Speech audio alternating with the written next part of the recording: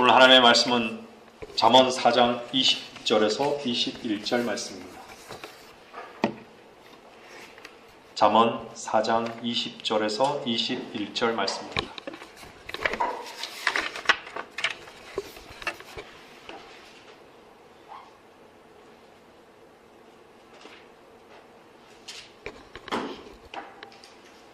제가 찾으신 줄 알고 공독해 올리겠습니다. 내 아들아, 내 말들의 주의를 기울이고 내가 말하는 것들에 귀를 기울이라. 그것들을 내 눈에서 떠나지 않게 하고 내 마음속에 간직하라. 이는 그것들이 그것들을 발견한 자들에게 생명이 되며 그들의 온 육체의 건강이 됨이라. 오늘 하나님의 말씀의 제목은 주님을 얻는 길, 주님을 얻는 길입니다. 킹 제임스 성경에서 킵이라는 단어는 지킨다, 간직하다, 간수하다 라는 말로 번역하고 있습니다. 그분의 말씀들에 순종하는 것 이상으로 그 말씀들을 신뢰하고 의지하고 손에서 내려놓지 않고 매달리는 것을 의미합니다. 이것은 그 말씀들을 빼앗으려고 하는 어떤 세력에게도 저항한다라는 의미를 담고 있습니다. 오늘 본문에서 말씀하고 있는 내 말들과 내가 말하는 것들은 진리의 말씀들을 말씀하고 있습니다. 진리의 말씀들이 눈과 마음속에 있으면 그 말씀들은 생명이 되어서 말씀 앞에 복종할 수 있는 능력을 얻게 되고 이김과 누림을 통해 육체의 건강이 된다는 것을 말씀하고 있습니다. 주님을 사랑하는 사람은 그분의 말씀만이 유일한 권위이며 그 말씀만을 듣고 믿고 먹는 것입니다. 오직 생명이신 그리스도께만 관심이 있는 것입니다. 말씀을 통해 생명을 경험한 사람이라면 그 말씀이 진리이신 그리스도를 얻게 하는 말씀인지 아닌지를 분명히 분별할 것입니다. 지금 이 순간에도, 지금 이 시간에도 수많은 사람들이 목사라는 이름으로 강단에 서서 설교를 하고 있을 것입니다. 강단에서 전하는 설교를 들어보면 하나님의 말씀을 이용해서 정치를 말하고 인간의 처세술과 눈에 보이는 세상의 가치관을 심어주고 세상의 이익을 더 얻도록 가르치는 설교를 하고 있는 목사들을 많이 보게 됩니다. 이 마지막 세대에 진리의 말씀을 전하는 목사를 찾아볼 수 없는 현실이 참으로 안타깝습니다. 설교를 전하는 목사는 그 강단이 주께서 세우신 준엄한 자리이기에 생명이신 그리스도와 십자가만을 선포하는 것이 마땅합니다. 그러나 그 두려운 강단에서 선포하는 설교가 자신의 주장과 자신의 생각과 그리고 보이는 사실과 현상을 선포하는 설교라면 그 설교는 더 이상 설교가 아닌 것입니다. 이 강단은 자신이 주장하고 싶은 것을 주장하는 자리가 되어서도 안 되며 양들의 이익과 부합해서도 안 되는 자리입니다. 주님께서 세우신 이 강단은 주님의 이름만을 높이는 자리여야 하기 때문에 두려움 가운데 서야 하는 것입니다. 바울도 자신이 주님의 종으로서 쓰임받지 못할 것을 두려워하였듯이 저 또한 이 자리가 두렵고 떨리는 자리일 수밖에 없습니다.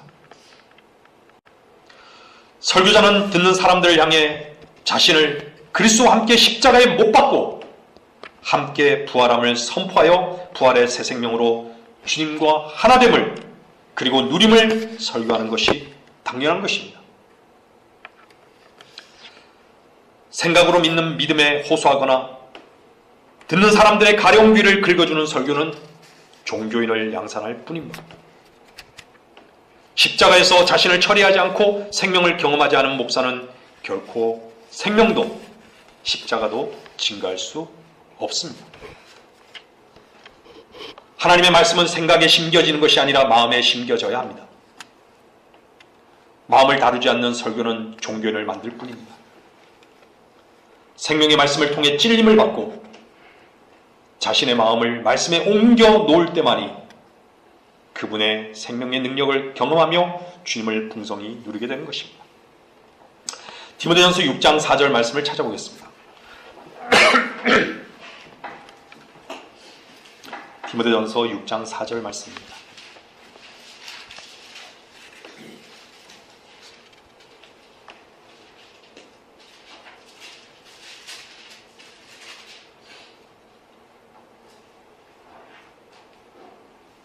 그는 교만해서 아무것도 아는 것이 없고 다만 질문과 언쟁만을 좋아하는 자니 거기서 시기와 다툼과 악담과 사악한 의심이 생겨나며 우리는 어떤 일로 주님께 불만이 쌓이고 하나님을 원망하는 마음이 생겨 마음대로 할 수 없는 무력감에 빠져버리는 복잡한 상황을 겪을 수도 있습니다. 이스라엘 백성들이 광야에서 수차례 불평을 했던 것은 모세를 향한 불평이 아니었고 결국 하나님을 향한 불평이었습니다. 이 땅에서도 우리 주 예수를 그리스도를 전파하는 그리스도인들을 향해 불평과 분노하는 것은 결국 세상이 주님을 대적하고 미워하는 것입니다. 여러분 안에 불평과 분노가 있습니까? 그 불평과 분노는 어디에서 무엇으로부터 시작되었습니까? 여러분의 속마음을 잘 들여다보십시오. 그 불평과 분노가 결국 여러분의 바람이 이루어지지 않아 하나님께서 듣지 않으신다고 생각하여 주님께 화를 내는 것은 아닙니까? 우리가 싸우는 것은 혈과 육에 속한 것이 아닙니다. 우리의 유일한 원수는 영적 악인 것입니다. 십자가는 우리의 모든 문제가 끝난 곳입니다. 혈과 육은 하나님의 나라를 상속받을 수 없습니다. 주님 앞으로 나와 자신의 생각과 뜻과 주장을 내려놓으십시오. 그것은 불타 없어질 것입니다. 주님은 화평으로 여러분의 마음을 지킬 것입니다. 그리고 진리로 여러분들을 인도하실 것입니다. 아는 것으로 하나님의 말씀을 쉽게 이용하지 마십시오. 하나님의 말씀 앞에 굴복할 수 있는 마음만이 우리에게 필요할 뿐입니다. 자신의 위치를 모르면 하나님의 말씀을 우습게 여기는 교만한 위치에 있는 것입니다. 교만한 사람은 아무것도 아는 것이 없습니다. 자신을 세우는 위치에 있는 사람은 결코 주님으로부터 그 어떤 조명도 계시도 없이 자기 의를 드러낼 뿐입니다. 자신이 마땅히 죽어야 할 존재인지를 모르는 사람은 마귀적인 요소들만 자랑으로 내세우는 허망한 위치에 있는 자신을 보아야 할 것입니다. 하나님은 결코 우롱당하지 않습니다. 주님께서는 우리 안에 숨은 동기와 의도를 아십니다. 육신의 목적과 이익을 얻고자 영적인 일들을 육신적으로 판단하는 것은 자신이 거짓된 빛에 취해 어둠에 속해 있다는 것을 반증한다는 것입니다. 그것은 자신이 쏟고 있는 것이거나 쏟고 싶어하는 내용이 자신 안에 있다는 것입니다. 사도행전 2장 37절 말씀을 보겠습니다. 사도행전 2장 37절 말씀입니다.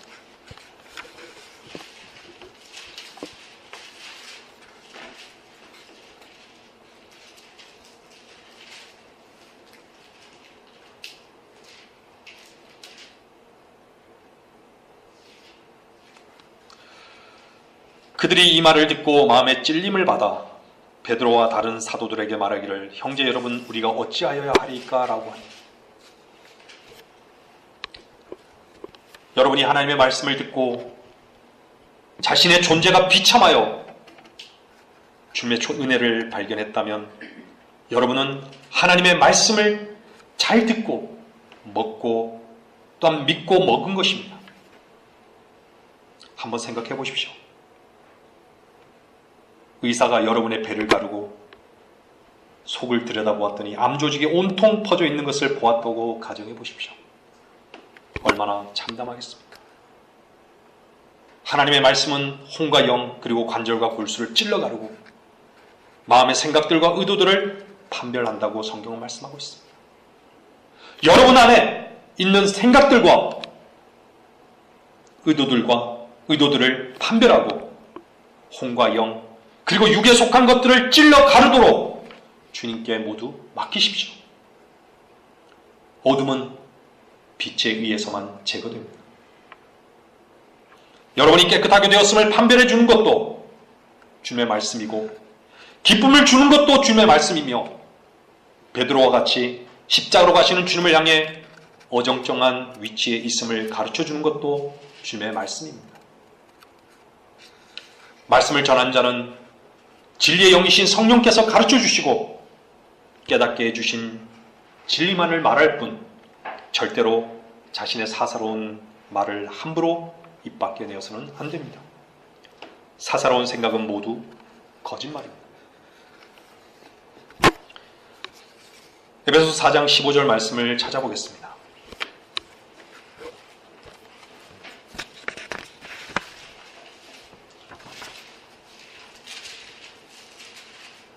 에베소서 4장 15절 말씀입니다.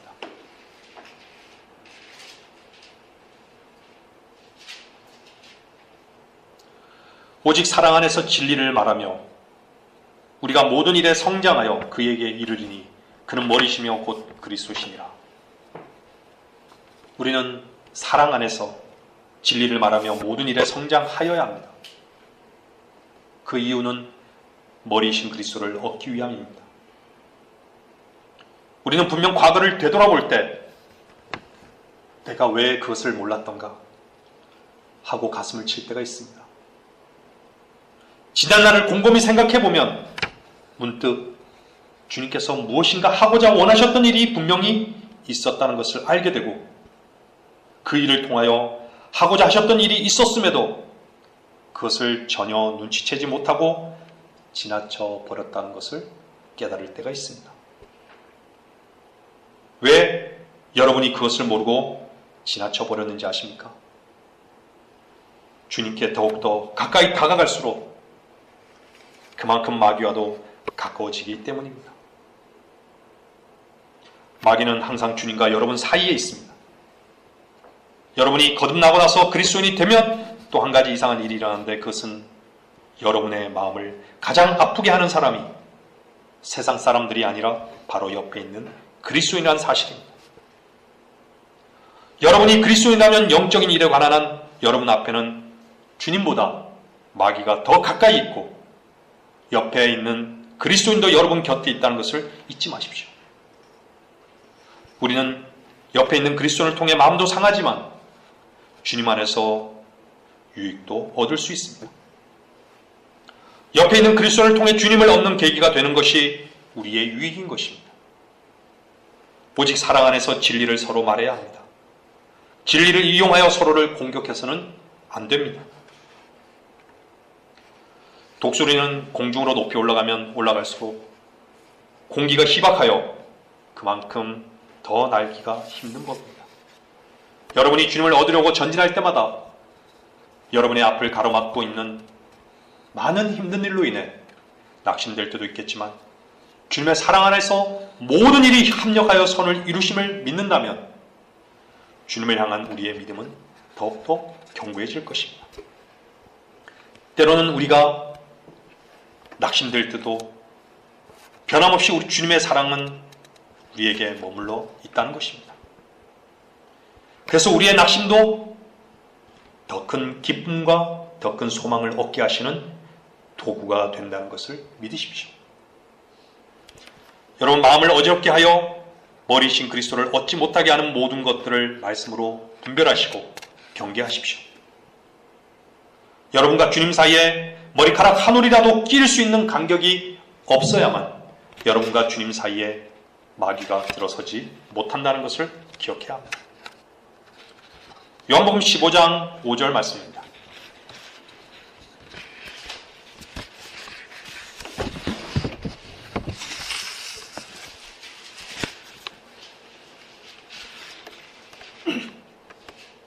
요한복음 15장 5절 말씀입니다.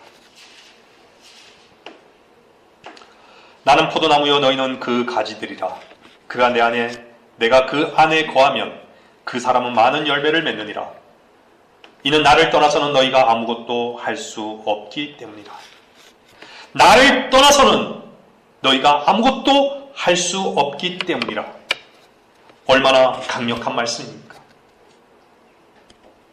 이 세상 그 누구도 여러분에게 이렇게 말할 수 있는 사람은 없습니다. 이 말씀이야말로 하나님이 아니고서는 도저히 할 수 없는 말씀입니다. 이 말씀은 인간의 무력함을 선언한다는 점에서 이보다 더 강력할 수는 없습니다.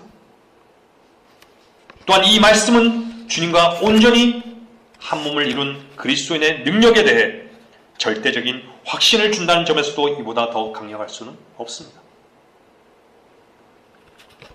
여러분이 그리스도 안에 있을 때만이 무엇이든지 할 수 있습니다. 그리스도인은 자기 자신이 아무것도 할 수 없음을 인식할 때 비로소 그리스도인으로서의 능력을 발휘할 수 있는 출발점에 서게 됩니다. 날마다 죽음의 자신을 넘겨주는 사람은 결코 육신으로는 볼 수 없는 것을 보고 소망하며 기쁨으로 살게 됩니다. 국화과에 속하는 단연초인 민들레는요, 다른 식물들과 섞여 사는 식물입니다. 이 민들레는 어느 들판에서 자라더라도 그 꽃대만큼은 다른 풀들보다 1인치 더 높이 올라간다고 합니다.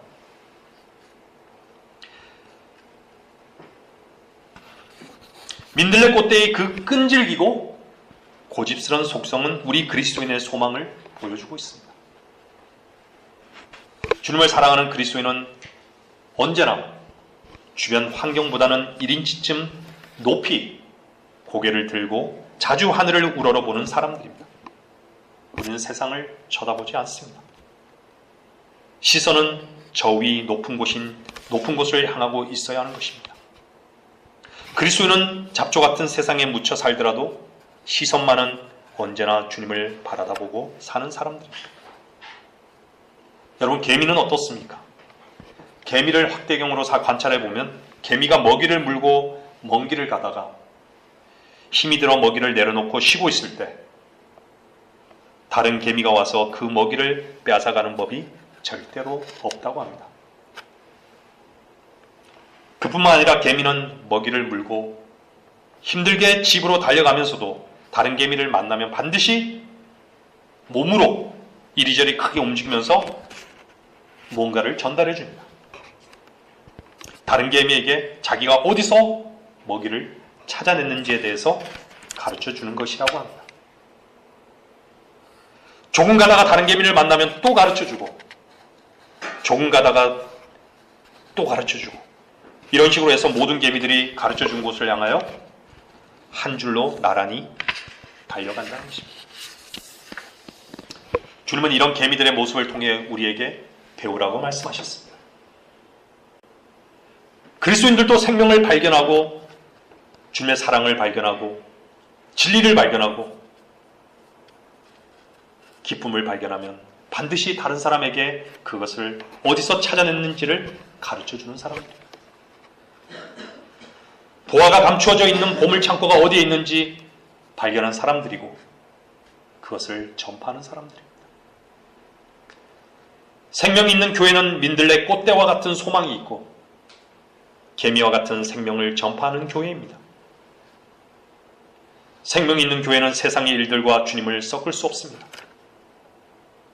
세상의 일과 주님을 섞는 그것을 용기 있는 간증이라고 말하면 안 됩니다. 주님은 세상도 세상의 것도 사랑하지 말라고 말씀하셨습니다.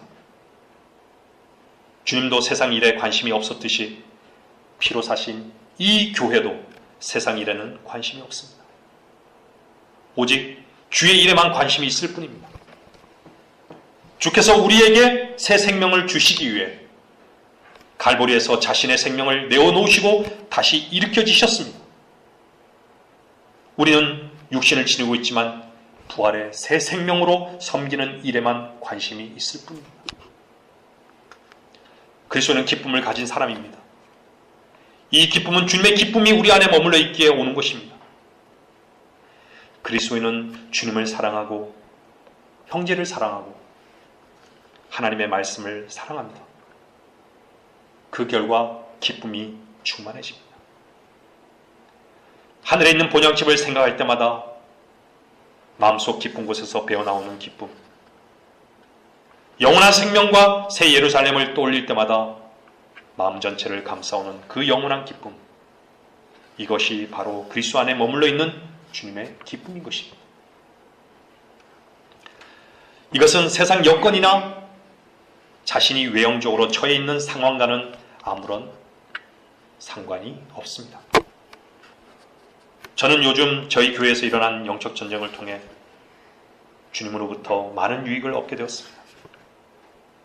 영적 전쟁이 있을 당시에는 세상의 어떤 일과 주님의 일에 대해 보지 못했던 저의 어리석음이 있었지만 주님께서는 세상에서 일어나는 일과 주님의 일은 무관하다는 것을 알게 하셨고 오직 말씀으로만 계시하시는 주님의 말씀을 통해 주께서 주시는 참된 위로와 평안함을 얻게 되었습니다. 주 앞에서 부끄러움으로 감추려고 했던 저의 연약함도 보게 되었고 주 안에서 육신의 일과 영의 일들을 분별할 수 있도록 주님께서는 인도해 주셨습니다. 그리스도는 자연인들이 보지 못하는 한 가지 눈을 더 가지고 있습니다. 마음으로 보는 영적인 눈이 있습니다. 마음이 말씀으로 옮겨진 눈은 영적인 눈입니다. 결코 육신의 눈으로는 볼 수 없는 눈입니다. 그런데 육신의 눈으로 영적인 것을 본다고 합니다. 하나님은 결코 속지 않습니다. 사실적인 현상과 물리적인 것으로 보는 모든 것은 육신적인 것입니다. 자신의 위치를 모르는 사람은 하나님의 말씀을 자신으로 보고 있기 때문에 결코 하나님의 뜻을 볼 수도 알 수도 없습니다. 육은 육이며 영은 영인 것입니다. 주님은 죄와 심판을 말씀하셨고 의와 용서와 돌이킴도 말씀하셨습니다. 이 땅에 구원받은 죄인은 구원을 받았더라도 한순간 걸려 넘어질 수도 있습니다. 그러나 그 넘어짐을 통해 우리는 다시 세상으로 나가는 것이 아니라 주님의 은혜 앞으로 나가는 것입니다. 그 어떤 누구도 예외가 될 수 없습니다. 자신만은 그렇지 않은 위치에 있다고 여기는 사람은 자신도 성경도 하나님의 능력도 모르는 사람입니다. 주님은 구원받은 자신의 자녀들에게 약속하신 말씀 안에 제한을 두시고 악을 악으로 갚지 않으신다고 말씀하셨습니다. 그것은 은혜입니다. 주님은 죄인의 친구이시며 돌이키고 돌아오는 탕자를 받으시는 분이십니다. 세상의 기준으로 하나님의 기준을 뒤엎으려고 한다면 이쪽 저쪽 양다리를 걸치고 있는 두 마음을 품은 자들입니다. 주님은 여러분의 마음을 잘 알고 계십니다. 불과 몇 분 후면 마귀의 덫에 걸려 주님을 부인하게 될 수도 있음을 알고 계십니다. 주님께서 모든 것을 알고 계신 전지하신 하나님이시기 때문에 몇 분 뒤에 일어난 일에서 몇 천 년 뒤에 일어나는 일까지 예언하실 수 있습니다. 그리고 모든 예언들은 자로잰 듯 정확하게 반드시 성취하실 것입니다. 주님께서는 결코 서두르는 법이 없습니다. 그분께서는 모든 것을 아시고 모든 일을 계획하신 대로 진행하십니다. 그래서 그리스도인은 서두르지 말아야 합니다. 항상 깨어 있어야 합니다. 주님 안에서 멈출 때와 돌이킬 때를 아는 것은 현명한 그리스도입니다. 말씀을 정리하겠습니다. 주님은 마귀에 대해서 속속들이 알고 계십니다. 마귀도 여러분들을 잘 알고 있습니다.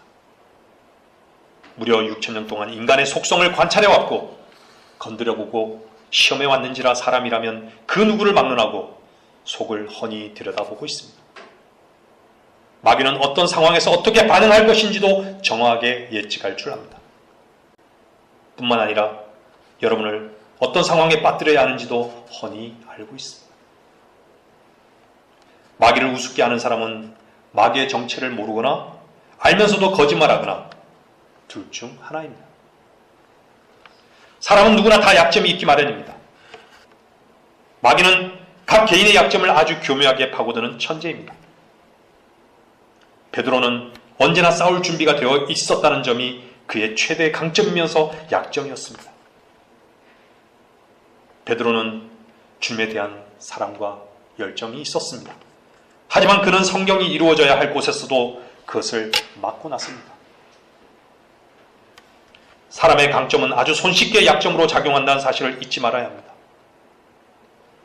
사람은 누구나 자신의 강점을 내세우기 마련입니다. 바로 여기에 위험이 있습니다.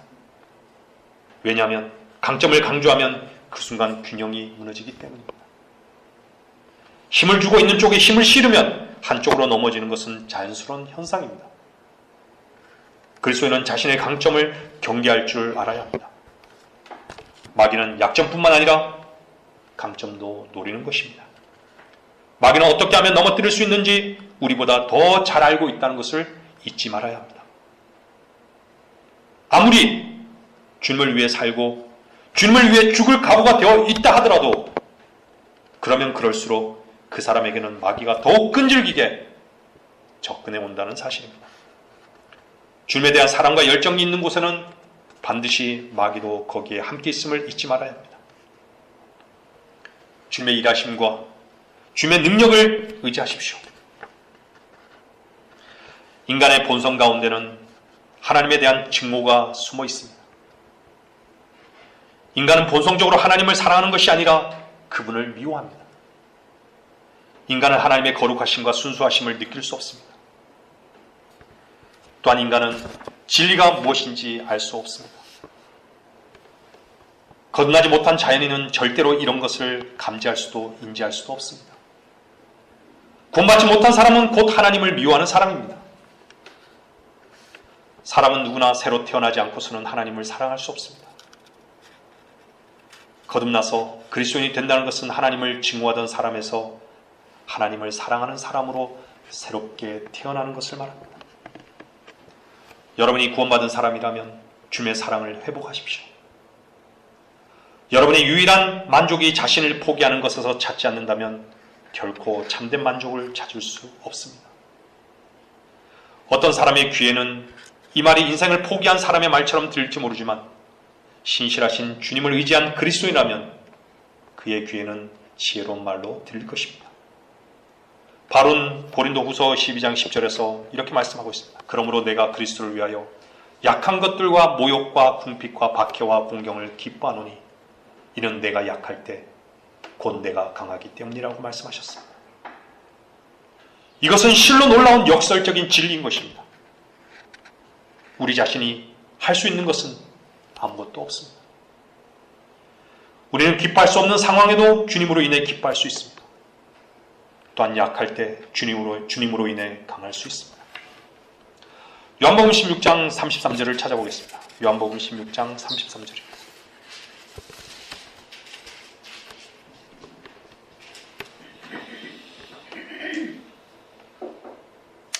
내가 이런 일들을 너희에게 말한 것은 너희가 내 안에서 화평을 지니게 하려 함이라.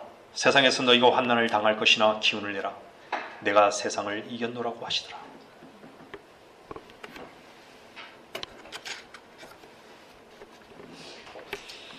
주님께서는 마지막 순간까지 제자들을 격려하고 있습니다. 어떤 상황이 벌어지더라도 내 안에서 화평을 지니게 하시려는 격려입니다. 이 화평은 세상이 주는 것과 같이 아니하니 너희는 마음에 근심하지 말고 두려워하지 말라는 것입니다. 주님께서 그들을 버리지 않으셨다는 사실을 깨닫기만 했어도 제자들은 흩어지지 않았을 것이며 화평을 누릴 수 있었을 것입니다. 그리스도 안에 있는 화평은 주님과 지속적인 교제를 나누는 가운데 우리 눈앞에 있는 영원한 기쁨을 내다볼 때만이 얻을 수 있는 화평입니다. 주님께서는 내가 세상을 이겼노라고 말씀하십니다. 그리고 기운을 내라고 격려하십니다. 우리 주님께서는 갈보리에서 세상을 이기셨습니다. 그래서 여러분의 영적 싸움은 주님께서 이미 승리해 놓으신 싸움을 싸우는 것입니다.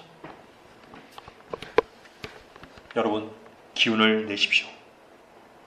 때로는 미혹으로, 때로는 시련과 박해로, 때로는 헛된 세상의 즐거움과 거짓 진리로 마귀는 공격해 옵니다. 그러나 여러분은 거기에 굴복할 필요도 타협할 필요도 없습니다. 세상과 화평을 도모하지 마십시오. 여러분은 주님께서 이미 이겨놓으신 싸움을 싸우는 것입니다. 기운을 내십시오. 주님은 이미 세상을 이기셨습니다.